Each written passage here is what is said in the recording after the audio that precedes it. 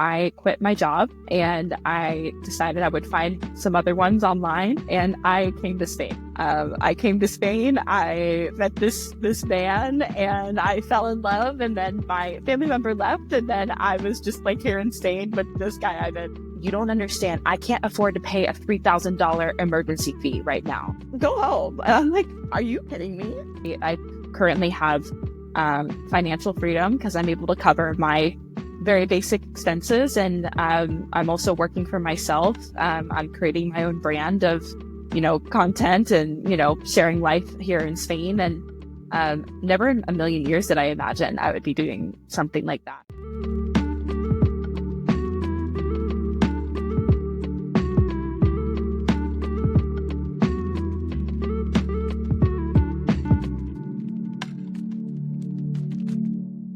Zoe, hi, we are on. Thank you for joining. Thank you for taking the time. Thank you for accepting the invite. I'm super excited to be here. Thank you, Paul. Zoe, to start, can you please tell us something about you, your name, and maybe where you are originally from?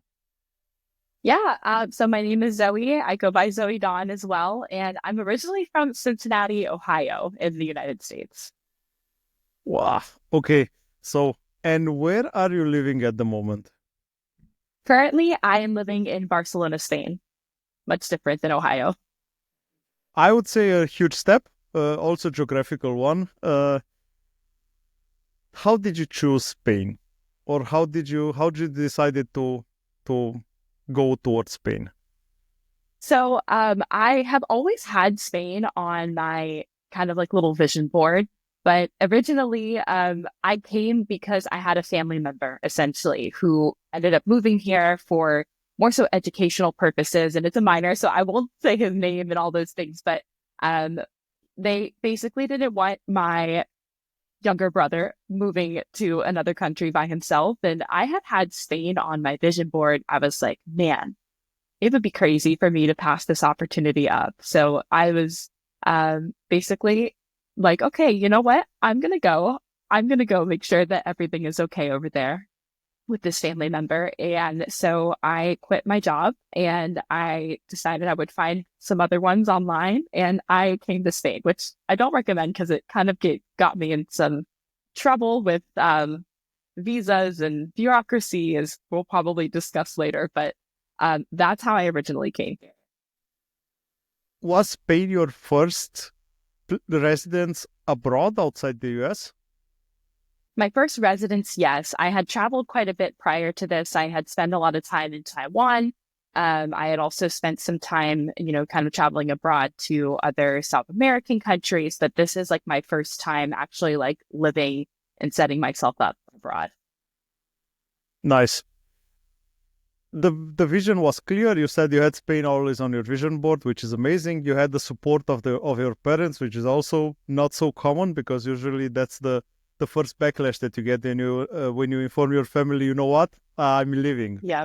What was the expectation versus reality moment for you? I think so. I honestly didn't kind of know what to expect moving to Spain. And I would say I'm a pretty naive person as well. I kind of came here just kind of with like my head in the clouds, and I'm like, oh, I'm going to figure it out as I go, like my visa, the language, the culture. And like, honestly, it was quite ignorant of myself, I would say, to just come here really not doing any research, not knowing anything about, I mean, I moved to a country I had never been to ever in my whole life. And I was like, it'll be fine. I'll be great. So I think for me, I really expected I would just like magically pick up Spanish. I originally ended up in Madrid, which I don't know if you know anything about Madrid, but in Spanish speaking and English speaking, but Madrid is a very, I would say more Spanish speaking city compared to a city like Barcelona that's actually way more international, and there's a lot more English speakers here. But I came to Madrid and I realized like I literally just couldn't pick up Spanish, just, moving to Spain. So I ended up getting involved in a school, and I did a 9-month Spanish intensive. It was part of my visa as well. I did about 20 hours per week, every week for 9 months. And that did it. I did learn Spanish that way, but that was kind of one thing that was, I think, quite silly of me to expect is, I could just, live in Spain and pick up Spanish. Like for me, at least, I really needed the structure of language learning, at least to begin with. You know what I mean? But are you speaking any other language besides English and now Spanish? Yeah, I don't speak any. I didn't speak, no, English is my only language. We have, I don't know if you know anything about the US education system, but it's not great. I technically took like 6 years of Spanish in school, in like grade school, and then 2, 3 years in high school, and I have like nothing to show for it. So obviously I came to Spain, I was like not speaking Spanish. So we have to be honest about one thing, because this is something that I got also in the previous one of the previous episodes with Kevin Kedde. The thing is that you don't need any other language if you don't decide to travel a lot. If you don't decide to move outside, you don't need any other language than English, because if you travel, you always find someone that can get you. You always find that one person that can get some words and can help you with some hand signs or something, and that's also the advantage with English. Zoe, walk us through a process. So you decided you move. You said, okay, you have the acceptance. You find out you had to move to Madrid, as far as I understood. So I guess you didn't choose any of the things. You had to move because of being there. Walk us through a process. Did you have to apply for a visa? Was that could you just come in and be a resident? What was the process like? So this was right before Spain was releasing the digital nomad visa, and it was rumored that it was going to release super soon. So like this is, for me, I decided in December 2022, I was going to move, and then I actually moved February 2023. And so I was like, okay, great. I'm just going to go on my tourist visa, and I will figure out which visa I'm going to get when I get there. The digital nomad visa should be out soon. That didn't release the qualifications yet. And spoiler, it didn't end up getting released until June. So I was kind of out of luck for how that works. And so I was like, okay, well, what else can I do? And I pretty much decided that I was going to be a student. So I then had to go home after a month or two, get all of my paperwork together, and then I applied to be a student through the student visa, and that's essentially how I ended up kind of staying in Spain my first year. And so I ended up moving to Madrid, which is where I was with my family member, and it was really great to be with them. It ended up not working out for them though. They ended up going back to the US after 6 months, so back in June. But what did happen is I ended up meeting my now partner. And that's why I'm in Barcelona. So I came for family and I stayed for love. And now I'm here in Spain, living with this man that I met on Tinder, in Madrid. And, it's been really, it was nothing like I ever expected, but I'm really glad everything happened the way that it did, because, it didn't end up working in Madrid. I didn't really like it for me personally. It's more of like a city, I guess. And I grew up in Ohio, but I also, before I moved here to Spain, was living in Florida, Tampa, Florida, to be specific. And the vibes of Barcelona and Tampa are super similar, and I loved living in Tampa. And every time we'd come visit, I was like, oh my gosh, I should live here. So we ended up moving to Barcelona after that, which is exciting. So he was not living in Barcelona when you met?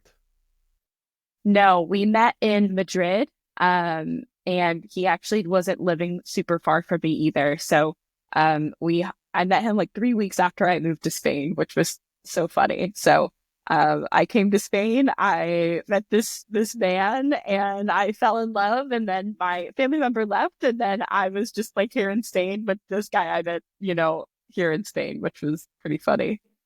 You know what I realize more and more doing this episodes, which I actually love, is that there are always two main reasons why people are staying abroad. One is work, second is love. Yep. And usually exactly. the love one is stronger, because at the end you don't care about, I will find the job, everything is fine. Exactly. I will survive. Exactly. Yeah. what was so you said Madrid is more like a city. I would say it's more like a Spanish city, Madrid, because I'm again due to my work, I was in Madrid a few times and in Barcelona as well, and I have seen the difference. And I would say Barcelona is, like you said, an international place, a place where everyone Yeah. is going there to work remote. There are a lot of IT jobs and stuff like this. So I think from that perspective, you are absolutely right. But how was the arrival experience in Barcelona? You were living in Madrid for a while, then you moved to Barcelona. How have you seen the difference between the two cities? Um, Personally, I don't think that I had a classic experience. From what I've actually spoken to a lot of expats and immigrants that live here in Barcelona, we've kind of had like reverse situations. For me, because of where I lived in Madrid, I kind of lived in a faraway place. It was a lot harder for me to make friends and to be social with people. Whereas like here in Barcelona, when I arrived, it was actually fairly easy for me to make friends and to start talking with people. I'll never forget, it was my first day that we moved into this apartment that we're here in now. And there was like, I got like this Instagram ads. It was like a women's coffee speed date. And it was like literally down the street from my house and it was free. And I was like, oh my gosh, I'll go. And I went and I made like 3 new friends that night.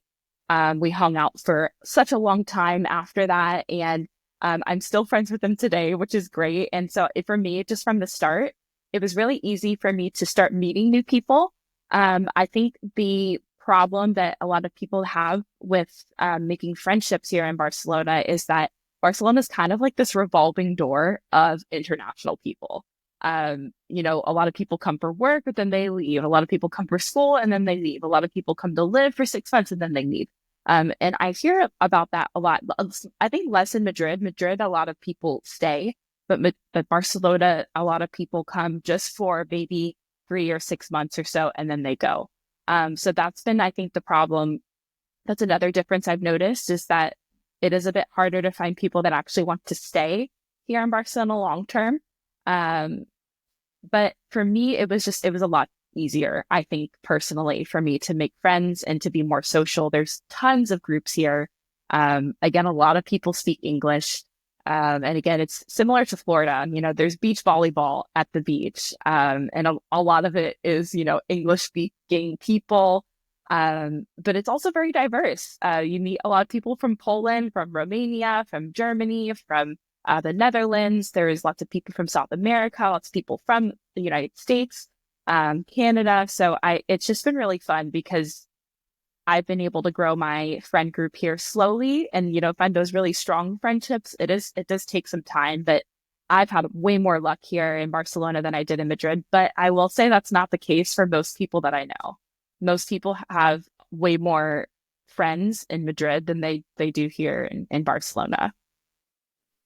It's quite interesting what you said, because the second time when I'm hearing the same, and I somehow it's also my the thing that I realized while living abroad is that you are there for a while, so people are there for a while, but they are never committed to be there for the long time. They are there committed to be there for, like you said, 6 months, 8 months, and then they are leaving. And then you think, okay, why should I go through this again? Start to Yeah. connect with someone and then just lose that, and then you lose the interest is even in connecting with someone, even in trying, because you think that makes no sense, they will leave anyhow in Yeah. 6 months, so I don't care.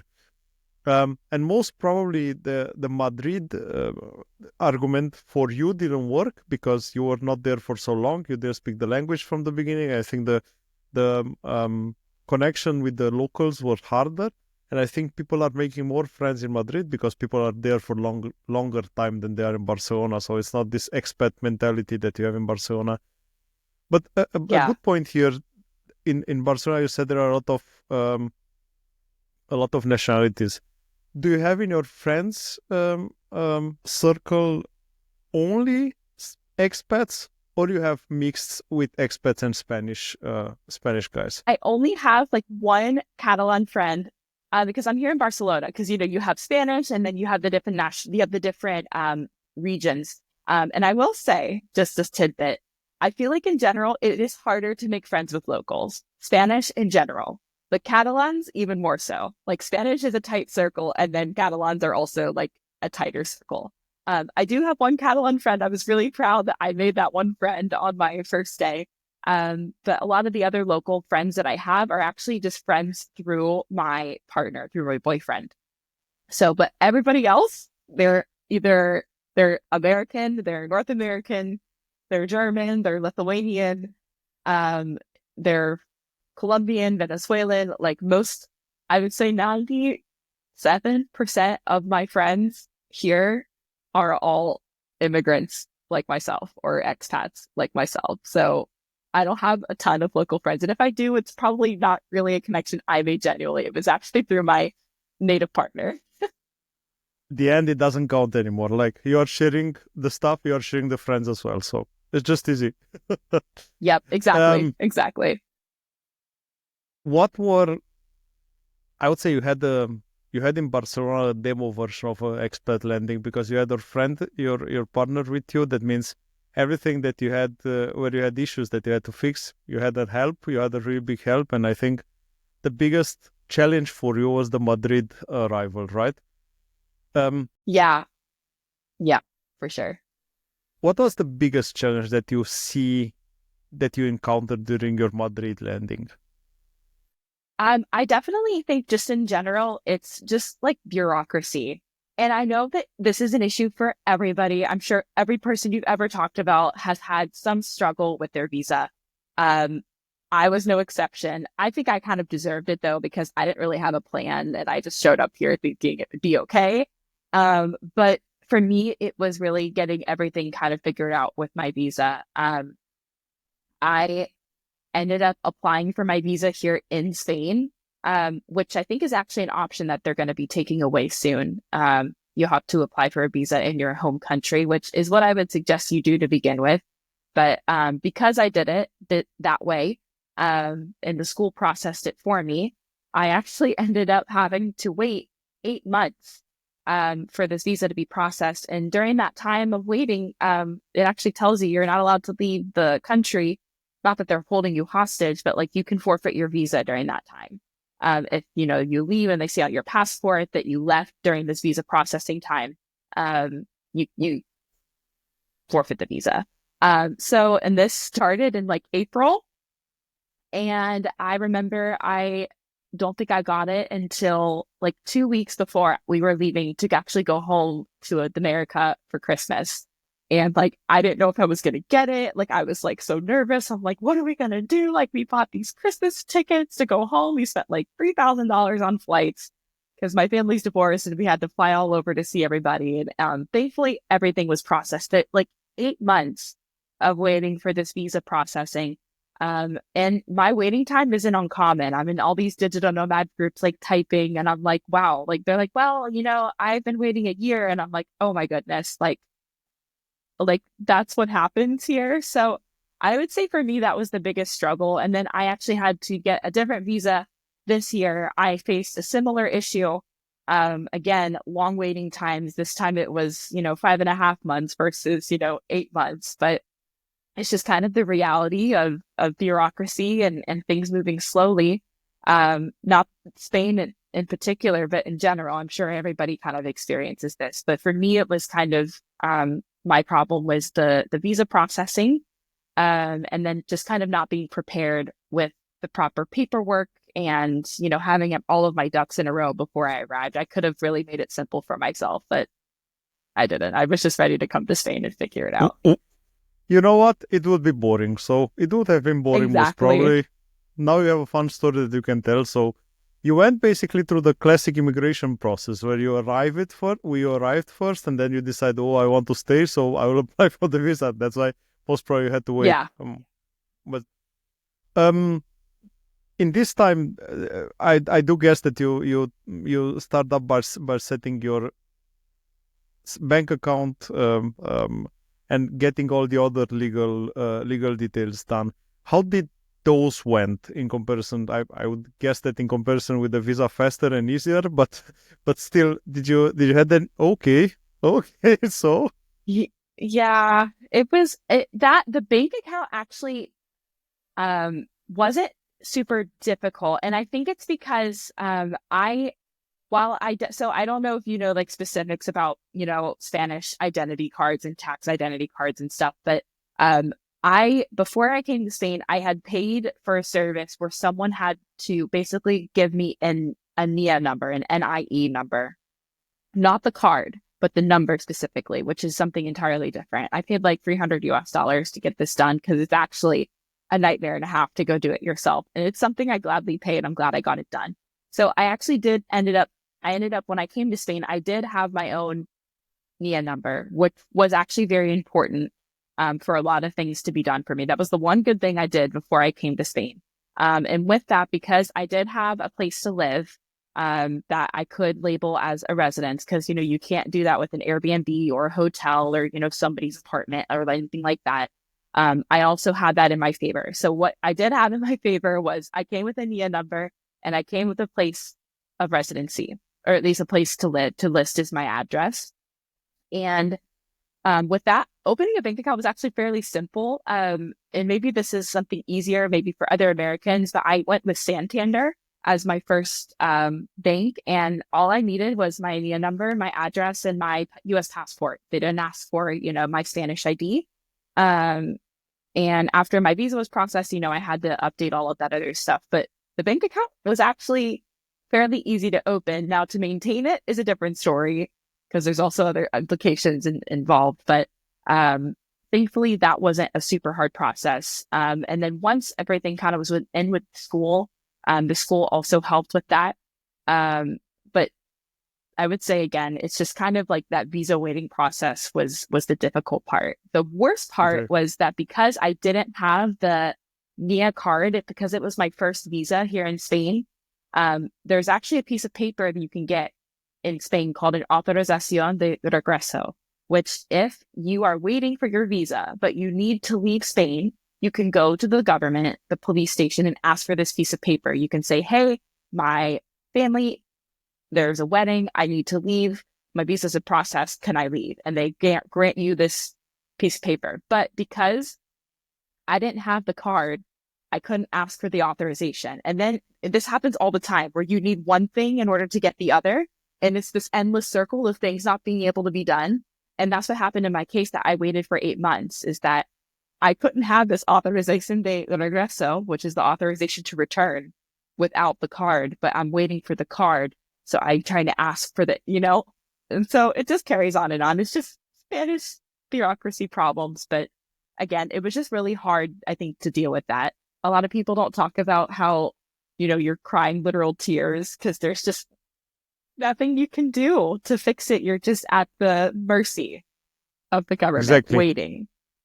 We had I had this discussion with Kevin Gett, and I said it was the same in Germany as well. So you need a house an address to open a bank account, but you cannot open a bank account without an address. So, and you cannot get a rental without a bank account. It's it's always this chain. Like I always say, if you live in that country, always you don't realize it because you always had one of those. So always one of those were theirs, and you are able to use them. But if you came from outside, somebody has to realize that here you have a break in the matrix. Like the chain is broken and someone has to fix it.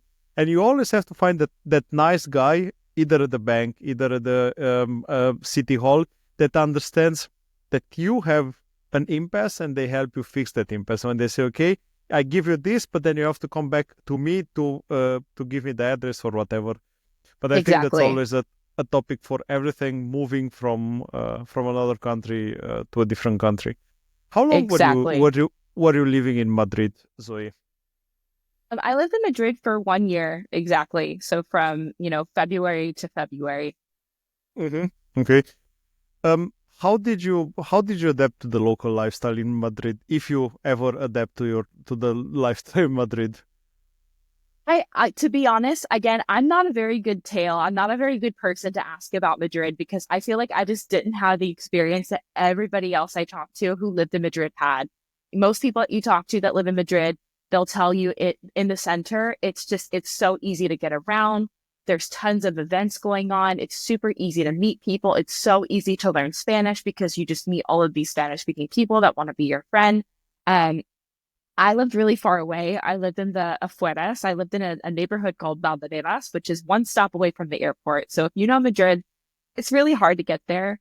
In my class that I was going to, it was technically on Google Maps was supposed to be only a 25-minute journey on the train, the suburban train, but because there was problems, there was always construction, they would always shut down. It would usually take me an hour and 15 minutes one way just to get into the city center. I didn't have a car, and where I lived, it only had one bus. So it was just kind of a hard time for me to get into there, spending time, commuting just for this 3 hour Spanish class every single day. I ended up, staying a little bit later at, at the library or a coffee shop or the school, just to, be down there and hang out. But it was harder, I think, for me to adjust to local life because I didn't have like a job working locally in Madrid. And then I also didn't, it was just hard for me to want to go on the train and, meet other people out there. So I don't think I adjusted very well to Madrid. Again, I'm not somebody that you should listen to because I feel like Madrid, I just didn't do it right. But most people have such a great experience in Madrid. But I have to say, this most important. This is the most important part that we have to share as well. Say it's not always easy. It's not always the nice pictures that you see everywhere. It's not always nice and milk and toast and honey. It's also the hard parts and the hard beginnings. Yeah. Have you had in one of those 3 months before you met your partner, let me ask you this, a thought in your head, why the hell am I doing this? Why am I not Yeah. going home? Yes. Yeah. I definitely have, especially, like I don't know if you know how hot it is in Madrid summer, but like I'll Coming never from forget, like, oh, go coming ahead. from Florida, you say it's hot in Madrid in the summer? It's honestly, it's worse. It's worse than Florida. Florida, I don't know why. I'm a humidity girl, so it doesn't bother me. But Madrid is like a literal frying pan. And like I had heard about heat stroke, but I had heat stroke twice in Madrid. And I'll never forget because you have Atocha, which is like the really big train station. And it was like one of the hottest days of the summer in like July.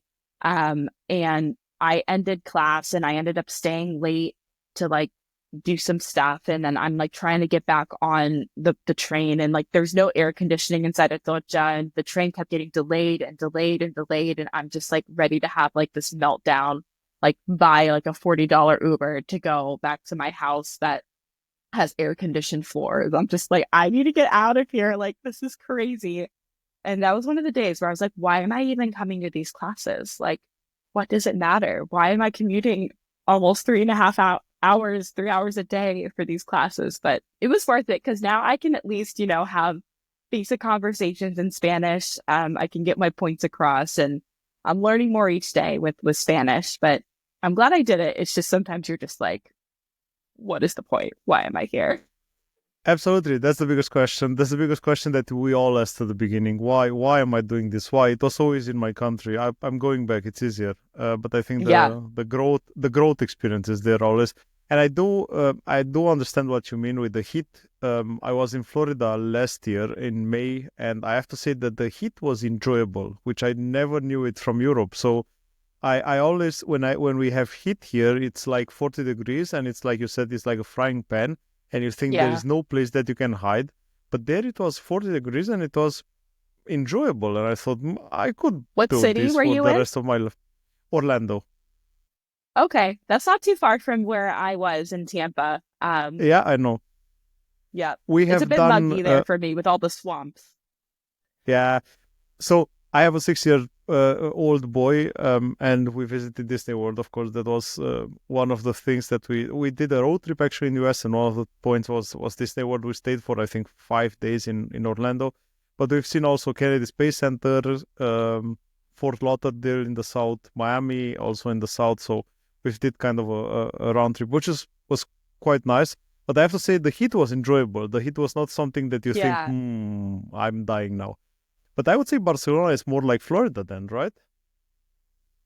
I would say so. Yes. I think, like a Madrid, it was like a dry heat as well, which I wasn't used to. Like I'm not a desert girl. I'm not an Arizona girl. I'm a Florida girl. I'm used to heat and humidity, and at least if there's a beach or a pool, I'm cool. It can be as hot as it needs to be, which is again how it's super similar here.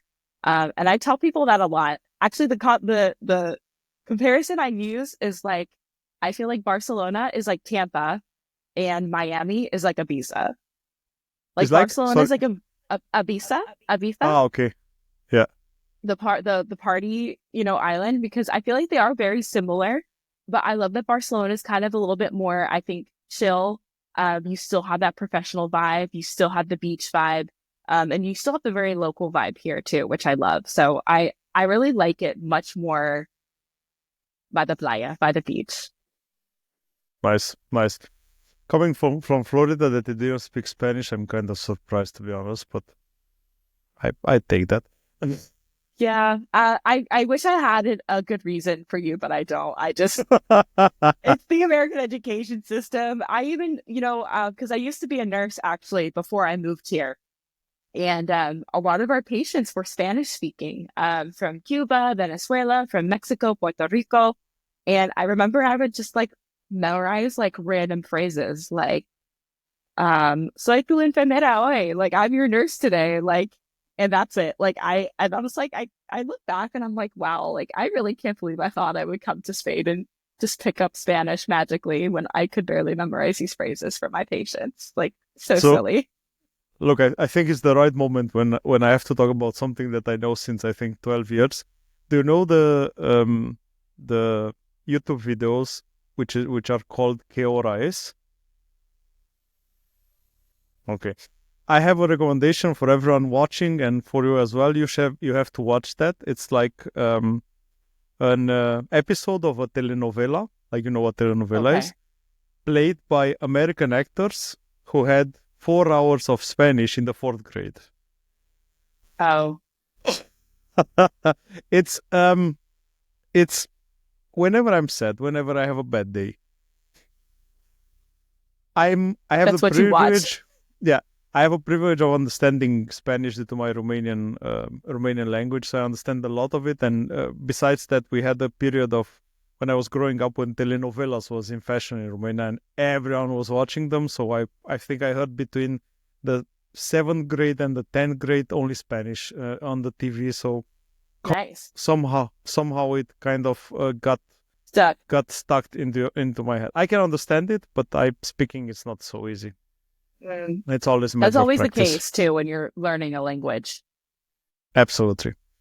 Um, we talked about Florida, Zoe, and one thing that struck me in Florida was the cost of living, which I think it's crazy in comparison with the other parts of the East Coast. So we don't talk about New York and the North Side because that's a different story. But the cost of living in Florida was something which was clear. How do you compare that cost of living from Florida with the one in Barcelona? Because it's also not a cheap city. Yeah. And I always talk about this with caution because I never want to use the word cheap because cheap is only relative to where you come from, right? So like if you're coming from the United States and you look at the average cost of living here in Spain, yes, technically from your perspective, the cost of living is going to be much lower. Or also if you're coming from a Northern European country like Germany or the Netherlands, but maybe if you're coming from a country like the Philippines, or if you're coming from, a country from Africa, obviously the cost of living is going to be different. So, and I'm always really hesitant. I'm not hesitant, but I'm always careful and aware of my wording, especially because here in Barcelona, I don't know if you've seen a lot of the protests that happened here, regarding cost of living. And it's a very sad protest because a lot of people that grew up in these beautiful local neighborhoods that I also have the privilege of living in, can no longer afford to live in these neighborhoods because the cost of living is rising. Because in part, there's a lot of problems with government that needs to fix those, and those are topics for, another day. But a large part is that there are people that come in with triple, quadruple salary income, and, they're able to come here and live very comfortably. But specifically, we're talking in, this room of, if I'm actively comparing what I used to pay for my life in Florida to what I currently pay for here in Barcelona. Um, Objectively speaking, yes, it is a lot easier for me to live here in Barcelona. When I was living in Tampa, I was living by myself in a comfortable but small 120-year-old ancient apartment in a very, I would say, popular neighborhood, similar to a neighborhood that I live here in Barcelona. And what my boyfriend and I pay together is, I'll just say I pay about $1,500 per month for rent here for a 3-bedroom, 2-bath apartment. I used to pay $1,700 in Florida for this 1-bedroom, 1-bath, mold-infested apartment in a very posh part of town. Now that didn't include my electricity, my Wi-Fi, or my water, which was an additional, I think, 180 in utilities. So about at the end of the day, I was paying around, I would say, $1,800 per month for myself, and that's not including food. Which for me, I was paying around, I think, $120, $150 per week for food. I mean, my cost of living in Florida, I would say overall per month was around 2,800 US dollars. Whereas like maybe 3,000,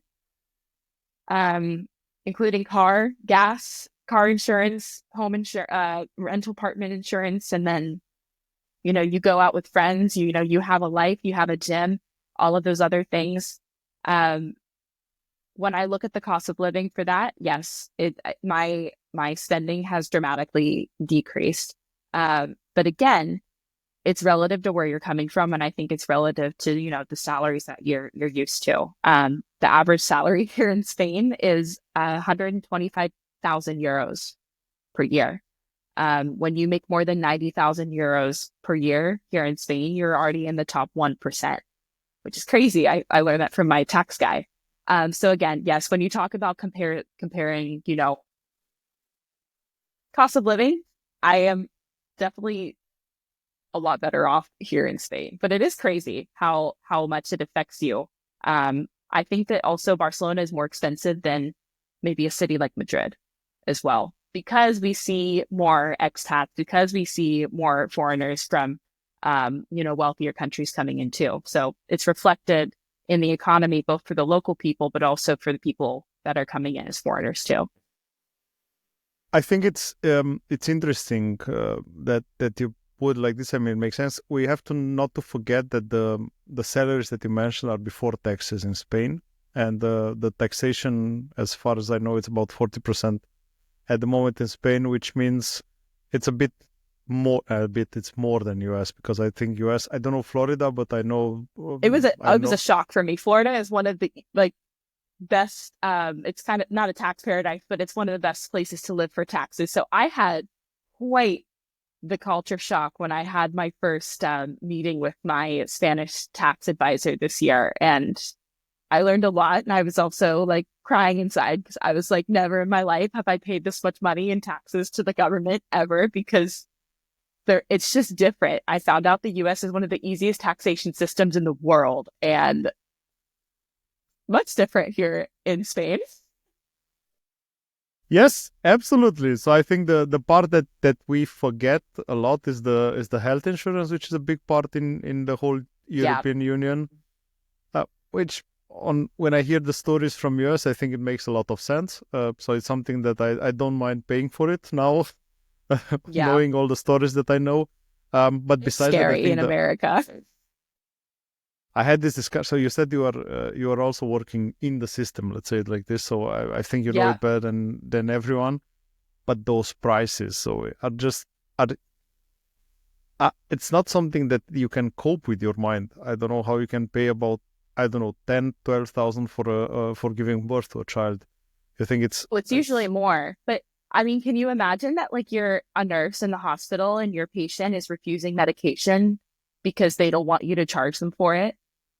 Or they tell you they're in pain and they don't want you to give them a particular medication because that when we scan it, it gets billed, or that they don't want a certain,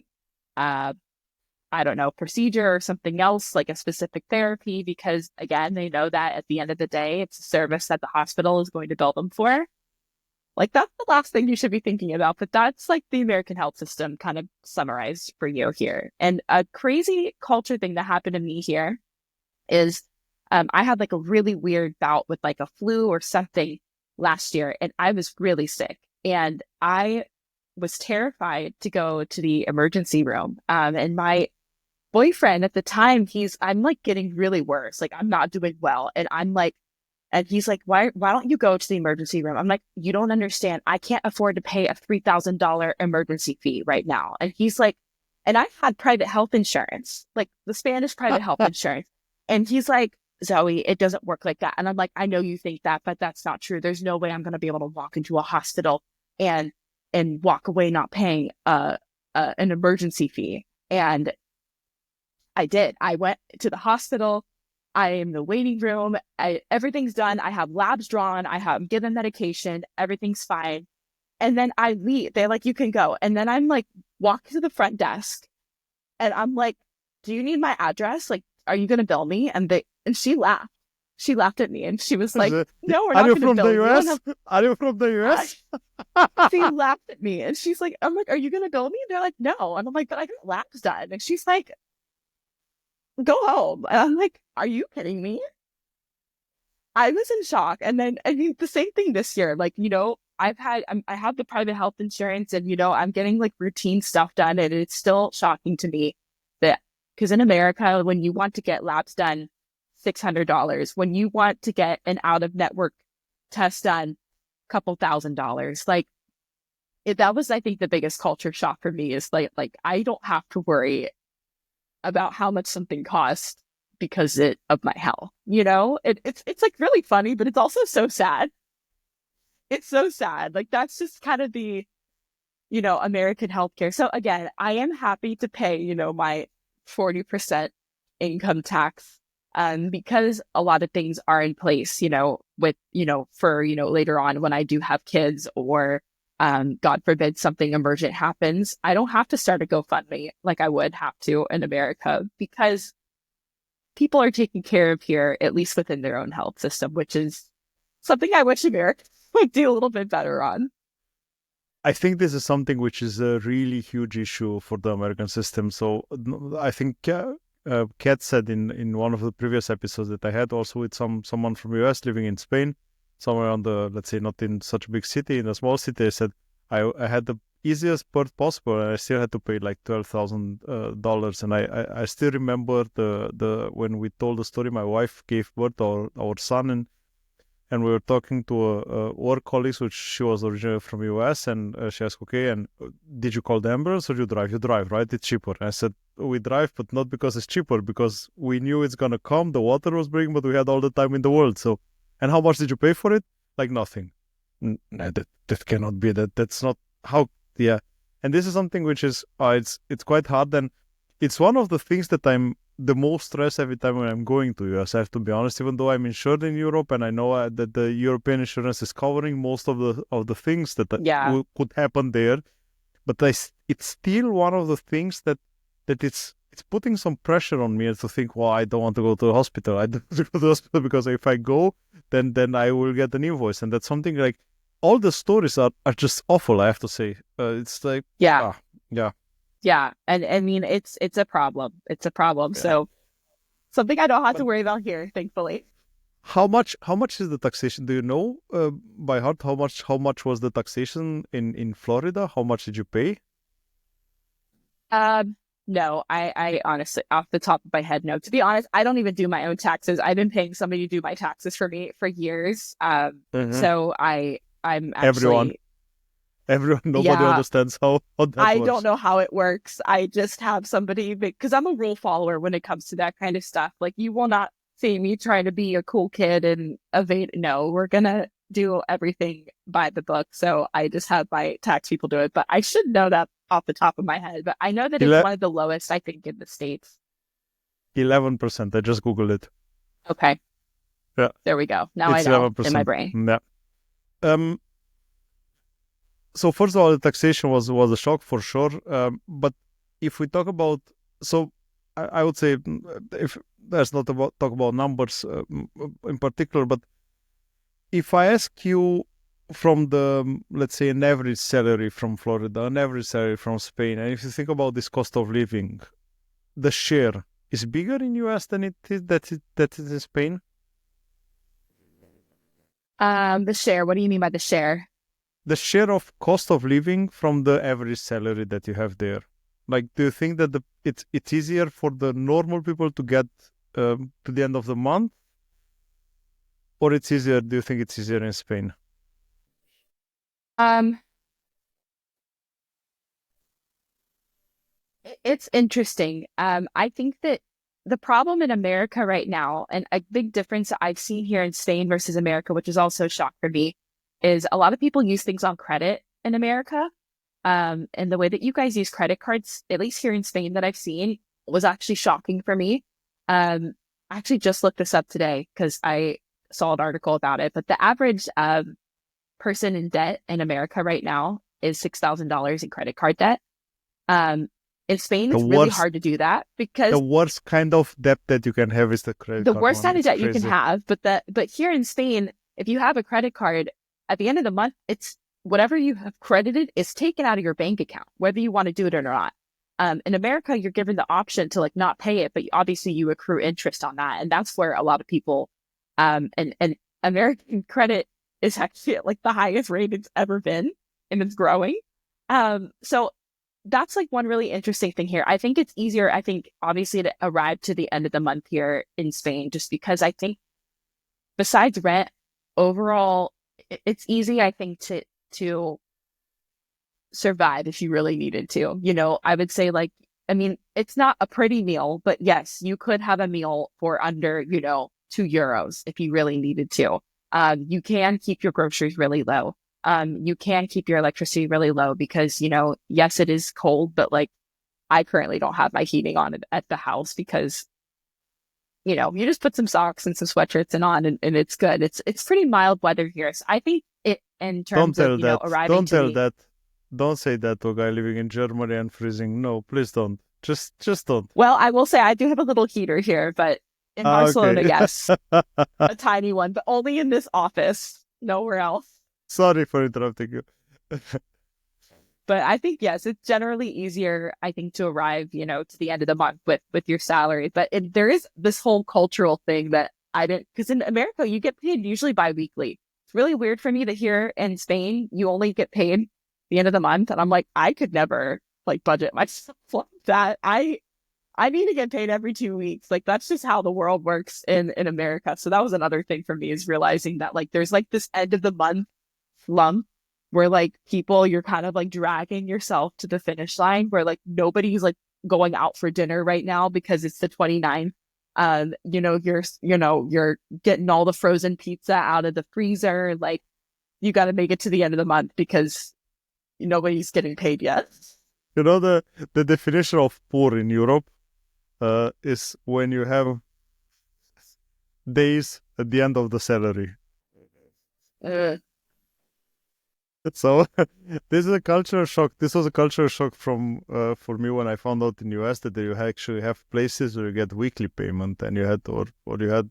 yeah, I would say, I think it's like, I don't know. I heard that. I was like, that sounds unconstitutional to me. It's to only get paid like once a month. Like that's crazy. How are you supposed I don't know why. I don't know why it's a big difference, but to me, I could never imagine only getting paid once a month.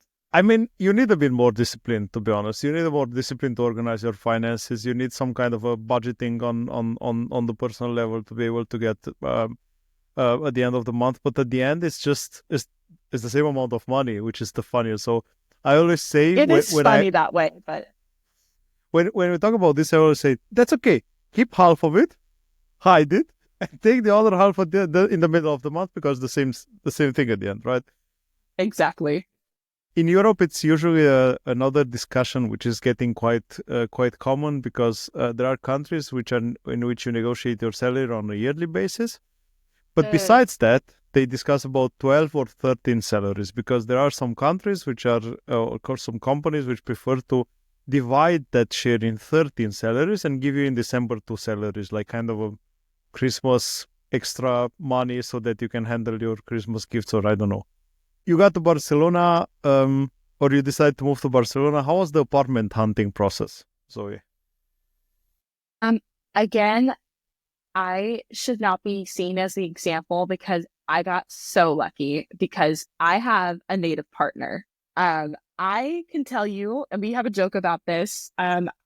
My boyfriend gave 100% effort and I gave 100% emotional support for like this whole process because I did nothing to contribute to finding this apartment. I was actually still in Madrid, like trying to get, my apartment in Madrid like figured out and cleaned out and all that stuff. And I was actually finishing out like my last couple weeks at my school. And he had come to Barcelona 2 weeks before me and basically was like, looking at houses and getting everything done and would FaceTime me. And I remember telling him like, I don't care. I trust you. Whatever works. Like we just need a place to live. So we ended up getting chosen for this apartment, which was really such a blessing. And to be honest, I think was kind of like a divine alignment because we technically, when you looked at me on paper, like I had no reason to be approved for an apartment. I was my visa was about to be expired from my student visa. I had just contacted another lawyer about re-upping my other visa with another one, which ended up taking 6 months to be approved. And I was just starting a job. And I just like really had no reason to be approved for an apartment. You're the definition of reason to be rejected. You see, these are all the reasons to be rejected. Yeah, and we kind of were. And but we, for a miraculous reason, were approved. And it really worked out because it's just a really cute like little apartment. It has enough space for both of us, and we have a guest room for family and friends to come visit, which all year long last year we had tons of visitors, all my friends from America, and my mom came. And but it was really an easy process, mostly because my partner handled everything for us. But in general, it's kind of a nightmare house hunting here in Barcelona. I think in general in Spain, but it's really difficult here in Barcelona.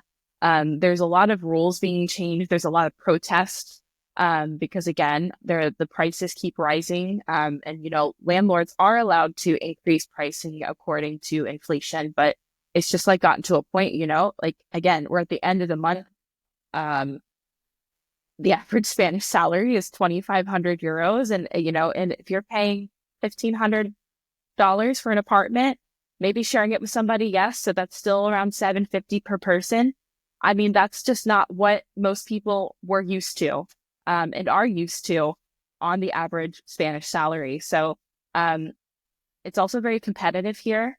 And there's a lot of, I would say, sketchy situations I've heard and seen happen with landlords and people, them wanting to kind of take advantage of people. So I would say, like, you really have to be aware. Obviously, like, don't go ever signing a lease without seeing something. And obviously, you want to make sure that everything is kind of written out and in contract. But I see all these types of, nightmare stories and these Facebook groups of happening with digital nomads and people that are coming from abroad that are having problems with finding apartments because like their landlord like randomly kicked them out and technically in their contract because they knew they didn't read Spanish, like was allowed to do that. And just like, just crazy stuff like that. So, it is difficult, I will say, but I think the best thing that you can do is like, just don't do it yourself. Like work with a reputable buyer's agent specifically. Buyer's agents actually work for you rather than like a real estate company. It's just kind of like a better option. So like look for buyer's agent. Obviously if you speak Spanish, it's so much better. But there are a lot of English speaking places. And again, I think that's just kind of part of the cost of moving abroad. If you don't speak the language and you're not physically here and you don't know the layout of the city, I mean, you're just going to have to pay a little bit more money to make sure that the service is done correctly and that you're not kind of walking into a trap, which again, I think is worth it. It's worth the peace of mind and it's worth working with somebody. So we actually ended up we found the apartment through a real estate agent and everything was drawn up professionally. It was through a company and Um, Obviously, I think that's like the right choice. But in general, it is really tough to find apartments here in Barcelona specifically. Love is moving things around. It's unbelievable. Yeah. um, Zoe, I, you had an amazing experience because apartment hunting is one of the worst things that you can have, and I'm talking Yeah. that from my perspective and from the perspective from everyone that I talked, almost everyone that I talked to until now. Um, you got to Barcelona, you moved in. Um, what's a what's a local place that you learned to like and love in the time that you already spent in Barcelona? A local place that I love in Barcelona. Um, it's a really great question. Um, I actually just went somewhere yesterday that I had never been before. I think it's technically not like a local place, and you have to be careful going there because they do have like crowd control rules, but it's called the Bunkers. And I'd never been there before, but if you know Barcelona, you know that it's like a city settled in between the sea and the mountains, and you had the mountains on this side. And they're not really, I mean, they're more like really big hills. But you can actually, there's like, churches and neighborhoods on top of those hills. And so I went there yesterday with a friend, and it was so windy, ungodly windy, but it was one of the most beautiful views I've seen of Barcelona. There's a church called Tibidabo, which is on a really, really tall hill, one of the highest ones, like right, that has like the city view. And that view is cool, but this view is way closer to the city, and it was just like it was such a cool spot. Um, they do have like timed hours. We got kicked out right before sunset. I was so upset. At like 5:40, we got kicked out. But it was a really, really cool place to go to, and just like to see the view of the city because I mean, Barcelona it's a fairly big city, not as big as Madrid, but it was just like such a gorgeous view, and it was a really cool place to look and see. And I'm trying to think of what else, other local places. Elborn is, I would say it's a very touristic place, but it's one of my favorites just because it is very historic. I go there a lot, even though, I'm technically, well, not technically a local, but I've been living here almost a year now, and I like to go there still because it's just a very old city. You can really feel the heart of Barcelona. And I would really suggest going to these kind of iconic places on like Catalan holidays, like La Mercè in September. You see the Castellers, which is like the human towers that they build, which is like, I think one of the craziest things I've ever seen in my entire life. Or the Correfocs, which is like it's like translates literally to fire runs where people run with fireworks in the street and you like willingly get burned by fireworks. It's like the craziest thing I've ever seen. But I would say maybe planning to come to Barcelona just maybe around those like local holidays and local fiestas and festivals, just because it's like a really fun experience to be hanging around those times. Do you have a restaurant that you like? A restaurant that I like, it's not, I would say, well, I don't know. It's brand new. It's a new restaurant. I just went there and I swear it was the best paella I've had in like forever. It's called the Tribune, and it's located in Port Olímpico, which is also like a brand new it's like a brand new port, but it's like for people. It's like a people port right next to the sea, obviously. But we went there and it's beautiful. It's beautiful inside. It's like white stone and like it's got, all this cool wood. But I went there with a friend who came to visit me in October, and they had just opened. It was one of my favorite paella places that I've ever been to. In Elborn, there's a tapas bar that I love. It's not super fancy, but I really enjoy it. It's called La Taparia Princesa, which I love that place. It is a really great place. And I haven't been there yet, but it's a really popular, I think it's called Quatre Gats, as Cuatro Gats. And it was like a really famous restaurant that I believe that people like Picasso and Gaudi used to go to. But I haven't been there. It's been on my list. I just like haven't gone yet, but that's like on my number one list of things to go see in Barcelona or Talking go about to eat at. talking about tapas and eating out, how do you find the dinner hours in Spain? Uh, it was different. It was different. I mean, coming from America where we normally eat at like 6:30 for dinner, which is actually merienda time here in Spain, which is the time that the kids eat, was pretty crazy. But I will say I have adjusted so well. I'm not saying that my body likes it because I think eating at like 10 p.m. is so bad for you. Like I am like having acid reflux now because I'm, eating at 10:30 and then going to bed at 11:30. I'm like, I don't know if that's me about to be 30 or what, but I should not be doing this. But I like don't even want to eat dinner before 8 o'clock anymore. Like I really enjoy it. I really like it. And I think just in general, I love here in Spain that eating is seen as like a time where it's like slower. In America, you like eat, you scarf your food down and you go. But here in Spain, it's just kind of like you have time. And then afterwards, you have the sobremesa, which is, the time after you finish eating that you're just around the table and you're having conversation. And then maybe you have cafe and then you have some drinks and then, you bring up the leftover food again. And then like all of a sudden your 2 p.m. lunch has turned into 7 p.m. merienda and, you're having snacks again and now it's dinner time. But I really love it. I think that that's been one thing it was harder for me to adjust to, but once you're here and you kind of get in the flow of routine, it's like really normal. Also in the summer, it's like it's too hot to eat at 6:30 and it's too bright. Here, like in the summertime, it doesn't get dark till 10:30. You're like, who wants to eat dinner at 6:30? Nobody. I think there are two things, like you said. First of all, it's too hot, and second, I want to say something, but I forgot. Well, the thoughts are moving so fast. But the first is that it's too hot for sure. I know. The eating Spain, Portugal is a social event. It's not about the food. It's about the socializing, and I think that's something which is not so commonly known.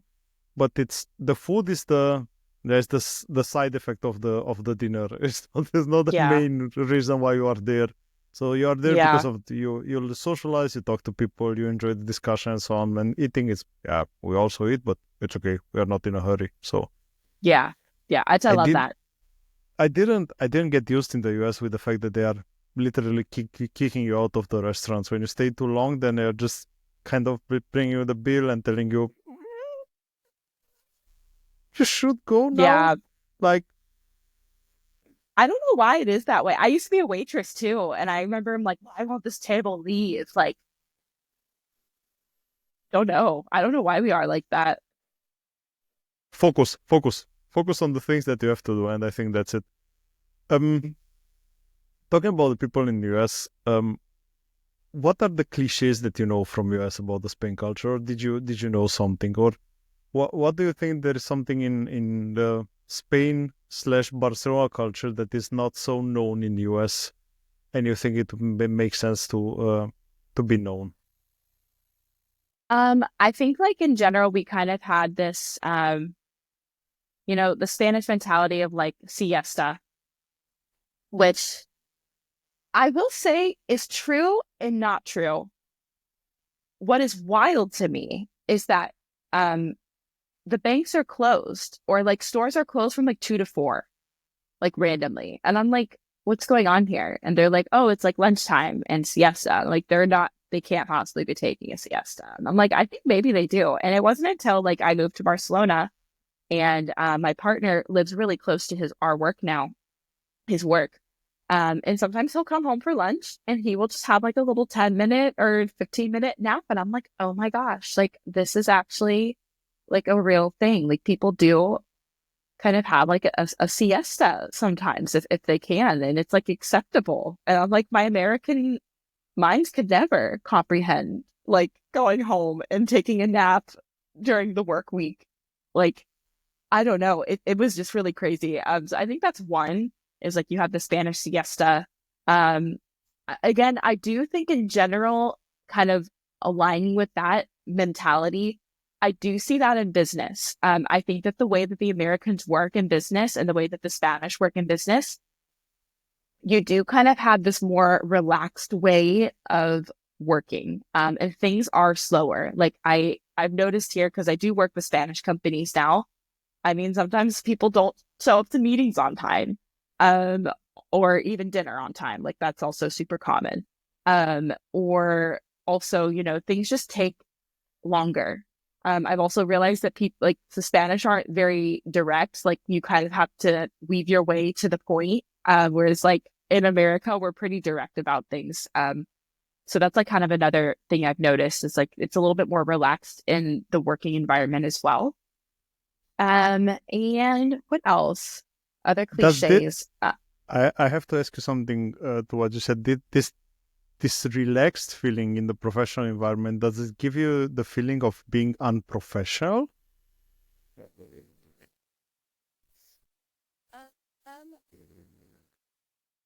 For me, I have gotten that vibe sometimes. Not that I know that like these people Mm-hmm. aren't professional, but for me, I think in America there's just like kind of like a standard of things that have to happen, in order for things to proceed.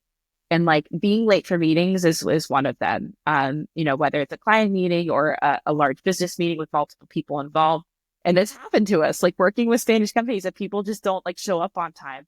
Another big culture shock for us is that like business discussions are happening on WhatsApp, um, which is like an app, like a something that was really a big culture shock for me is like even using WhatsApp to begin with. In America, it's kind of a weird app to have, which is weird because I know it's owned by Meta, but like you just don't use WhatsApp in America unless you are, I feel like Latin American or you're international.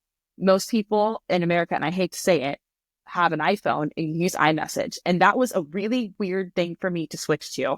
And I just had coffee with an American girl today and she's like, oh, like I don't have WhatsApp. And I was like, girl, you better get it because nobody's going to talk to you here on iMessage because it's not guaranteed everybody has an iPhone and it's just how business works here. Like you use WhatsApp. So that was another thing that I thought was like unprofessional until I realized that that's how business works here in Spain. And I think the majority of Europe is like a lot of business conversations and even just apps and like scheduling things all happen through WhatsApp, which was weird. It was a strange thing for me to get used to.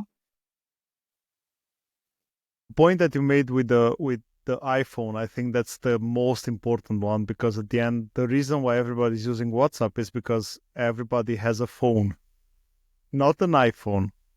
Everybody Phone. has a phone, which is important to say. So everyone has a phone. What I think it's good on the WhatsApp, on the other side with WhatsApp generally is that you have the option easier to have phone conversation between countries, which you didn't had before because it was bloody expensive. And yes, you have Converted. I love WhatsApp. I love it now. I think it's a great app. I'm like, oh my gosh, like my PDFs are in here. You can send 16-minute voice memos, which I do often to my friends for life updates. Like I love WhatsApp. I think it's great, but it just was a adjustment. I have to say one thing about WhatsApp, and because I'm old, I know weird stuff. WhatsApp was not always owned by Meta; it was bought by Meta, It's true. and before it was not owned by Facebook, it was not free. Oh, Because I'm old, I know that, and I'm one of the guys that bought a lifetime license for WhatsApp, which didn't brought me much because I think 1 year later it was bought by Facebook and it was free for everyone. oh my goodness. Did they refund you? Never, of course not. Come on. Yeah, so WhatsApp but you are right actually. The topic with the meetings, it's a cultural thing. I'm working in a multinational corporation, and we kind of have this, and that's usually happening Portugal, Spain, which is 5 minutes is 5-10 minutes, okay.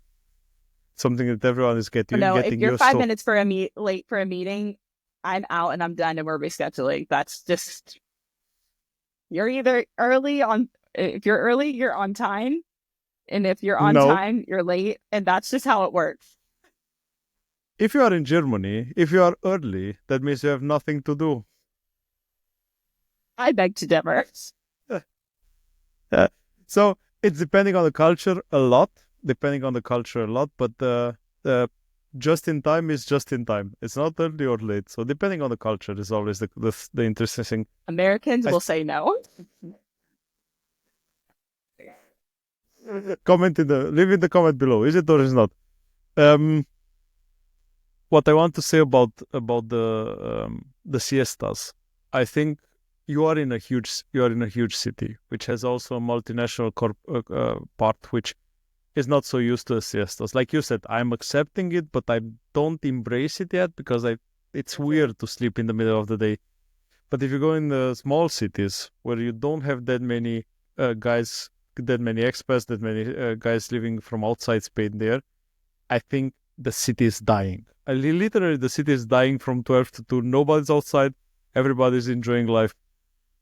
At the end, I don't know which is better. I will never know. I never know if that's what the better one or this is the better one, where we are constantly working 9 to 5.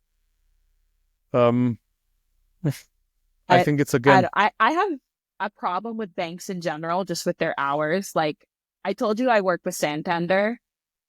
My local bank's hours are, I think, Monday to Friday, 9 to 2. And I'm like, let's say I work a 9 to 5 job.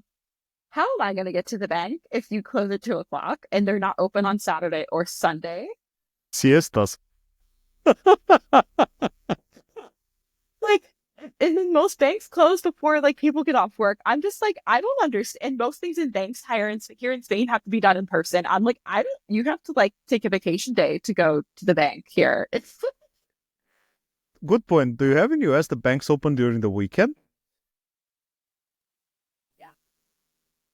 Maybe not on a Sunday, but on a Saturday, I would say like a normal bank hour. It's from like 10 to 2. You could go to the bank like Saturday morning. Um, but yes, some are actually open on Sundays, the same, like 9 to like 1 p.m. or something like that, or 9 to noon. Because again, if you're not open, you're not making money. If you're not open, you're not open for business. And I think that's just a different thing here in Spain is the hours reflect, I think, how much they want to do business. And like here, like it's just doesn't work that like, yes, business is important, but like I think again, this is the other cultural shift I've noticed here in Spain is like people don't live to work, they work to live. And that has been, I think, the biggest shift for me is like, okay, I actually need to calm myself down and take a step back and realize that I need to enjoy what's happening around me, close my laptop, go have a lunchtime beer with somebody because you can here in Spain and be like, wow, how great is this life that I work so hard for? Exactly. Zoe, one of the biggest cultural shock that I had in Germany was the fact that no store whatsoever is open on Sunday. And when I mean no store whatsoever, I really mean no store whatsoever. It doesn't matter if it's a big store or mall, nothing. There are 6 Sundays on every year, divided through the months, where they have 6 hours open or something like that. But I realized, you know what? I can do my shoppings through Friday or Saturday. I can enjoy the Sunday with my family. I can enjoy the time with my family. And I think it's important for those guys working in those places to also enjoy the time with the families. Because there's something that we never think about, right? You just think, why is not open? But people are there working, enjoying the time with you on Sunday, not with their families. That was another thing that was a culture shock for me. Because in America, again, this is like our worker mentality. I didn't realize how like brainwashed I am to kind of think about these things. But I'm like, people want the weekend pay. They want to, the time and a half or the 2 times and a half pay. And like for me, and this was a big culture shock for me, is like, you don't have this fitness culture in America now. And a big part of my life was like meal prep Sundays or like Sunday reset, which on Sunday is the day that you go to the grocery store, you buy all your food for the week, you come home, you meal prep, you clean, you go outside, you go to the gym. And like, but like here in Spain, everything's closed. I was shocked to learn that like, I really do have to go to the grocery Saturday because nothing is open on Sundays. And it's true. Yes, you should be spending more time, but like it's really hard for me. I to this day I still can't relax on the weekend. I want to go shopping and prep and clean and get all the stuff done. Like I would prefer it that way, but it is an interesting thing to see that people do want to just only relax on Sundays. And I don't think it's only about relaxing, though. I think it's about like spending time with each other, enjoying the time, like talking to each other. Like I think that's the things that are underappreciated. If you ask me, in all the culture, I've seen Yeah, this in US. Everybody's eating in their cars. Everybody take everything to go. It doesn't matter if it's Panera, if it's I don't know, any kind of restaurant. You have a to-go option. You have a curbside delivery. You have everything to go, to be fast, to be out, and you don't get to enjoy anything anymore, right? yeah, Because you do everything just to be done, and that's it. it's true. It's true. By the way, I love Crocker Barrel. I have to say, I just remembered now a Crocker Barrel. I don't know why I enjoyed that place so much, and I think it was one of the nicest diner Cracker experience Barrel. that I've had in US. Absolutely, absolutely. It's just Funny full of place. It's my dad's cliches. favorite restaurant, actually. It's a funny place. It's fun place. It's full of cliches. Like you have everything inside that you know from the American culture. But I love it. As you can see, I also love Boot Barn, so That's I'm so still funny. owned. Yeah. Talking about the culture differences, so I think I have one last thing which I had an interesting discussion with Kevin Cat in the last discussion in one of the last episodes. How do you see the difference in the religion, but in the perception of religion, U.S. versus Spain? Because Spain is I would say I would not say a hardcore Catholic country, but it's a Catholic country, and you can see that in the habits. You can see that in the holidays. You can see in every street celebration that you can have. How do you see that in a difference between the U.S. culture that you know?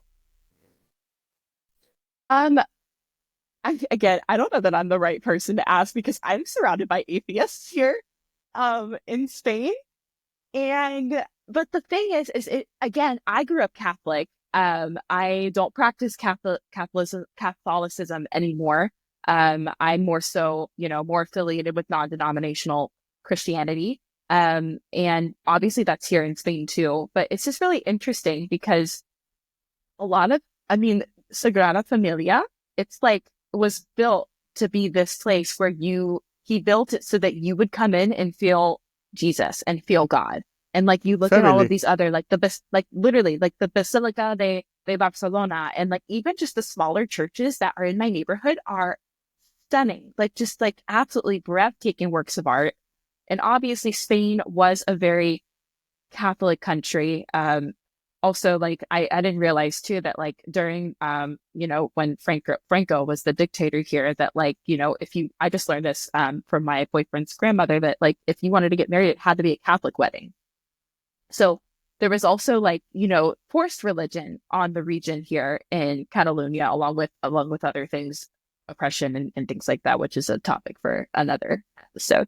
But I think that yes, I think Spain, yes, has a lot of obvious like Catholic roots, which I think is defined in a lot of cultures, but I personally don't see it in people. I wouldn't say that Spain is like a super religious country. If anything, I think it's kind of the opposite. You're kind of moving towards, if you really look at, the initiatives that Spain has in place, it really kind of goes away from what a lot of religion is pushing for, especially, ones rooted in Catholicism or Christianity. Um, there's a lot of initiatives for women regarding, whether or not they would like to have an abortion or not, or and things like this. There's a lot of initiatives in place for, protecting people and LGBTQ communities here. Whereas like in America, I would say, well, I don't know. I don't this. I mean, things are changing in America right now at the moment radically. So I don't know what that's going to look like moving forward. But It's for me, always interesting to see how things are holding. yeah, I don't think I'll be going back to America for the next 4 years. That's all I'll be saying about that. I'll be here in Barcelona. But I think, with religion in America, again, I think what's really cool is that there's a lot of room for opportunity to do what you want to do. Obviously, I think Christianity is going to be like the reigning majority of what you see in America, but there's all different types of Christianity that you can go to. You have Catholicism, but you also have, there's Mormons. If you haven't seen the new Mormon show on Hulu, Secret Lives of Mormon Wives, or you have Jehovah's Witnesses, which I see a lot of everywhere, especially here in Spain.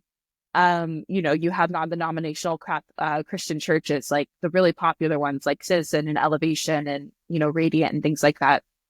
So I wouldn't say, and again, a lot of the people that I'm surrounded by don't really have an affiliation with any type of religion in particular. So I would say, if anything, it's really easy to find that here in Spain if you'd like to. I think a lot of people practice Catholicism, but I wouldn't say it's something that I see a lot. Like, I think people go to church, but it's not really something that they're like an active contributing super hardcore member. Every time I've gone to church here in Spain, it was usually just, kind of like for sightseeing, to just, like see what's inside, like what's going on here. But there are other, there's lots of options here. There's different types of religions. And what I love about Barcelona is that there are a lot of English speaking, services for people in different things. Like Hillsong is here in Barcelona. I don't know if you're familiar with that church, but it's another I can't say that, non-denominational Christian church here that's popular in the States with their music. So there's like something for everybody here, but I wouldn't say that like one is more strong than the other. I think also you find what you seek. You know what I mean? Like, if you're looking for hardcore religion, you can find that. But if it's something you're running away from, it's not running away from. If it's not something you're looking for, you may not find it here. So I think it's relative to the person, but I wouldn't say that like it's like a huge, huge part of like everyday life for everybody here in Spain. Absolutely. And I think I will quote a work colleague of mine who said that I asked him what religion he is, and said, I'm not a believer anymore because it's too expensive in Germany. And maybe that's also something which is running around in Europe, because you get your tax out of your salary directly to pay the church. So as long as you say you're an atheist, then it's free. So yeah. Zoe, you said that you are enjoying Barcelona. You said you are enjoying the city, but you are not still, let's say, 100% integrated in the culture. You still think that there are some things that are not as fast as they should be. They are not happening in the way that you expect them happening. Of course, as a cultural difference. But how do you think that that living in Spain, and in particular in Barcelona, change your life perspective? What do you think changed in you since you are there? I will be the first one to say that, again, I think I was really ignorant coming here, just like ignorant in the fact that like I didn't know anything about this country's history or culture and cultures. Like, one being like, I had no idea that like, just because we're in Spain and there's Spanish being spoken, that there's all these other different cultures within Spain, and also regional dialects, as well as like regional languages, Catalan included. So I think for me, like, I feel changed in the fact that I think one of the best ways to learn about culture and to basically become part of the environment that you've decided to live in is to like open your eyes, open your heart, open your mind to the people and the things that you're exposing yourself to. So like, for example, like for me, dating somebody who's from this region, who is Catalan, who speaks Catalan, speaks Spanish, and lives in this area, for me, it's like a non-negotiable that I also learn about that culture and that language. So like for me, like, if you moving here to Barcelona, like a non-negotiable for me is that I start learning Catalan. And that's just like my personal philosophy. But I feel like if you move anywhere, like I really hate it because I remember I went to Taiwan one time, and I met this American man, and he had lived there for 20 years and he never bothered learning Chinese. I don't know how he got away with that. And I was just like, what an ignorant thing to say. Like, and he Kind of, almost like he it's was kind too of, good to learn it. it's a kind of lack of respect if you put it that like that. So I think it's you're not It is. respecting the place that you are living in. Well, Exactly.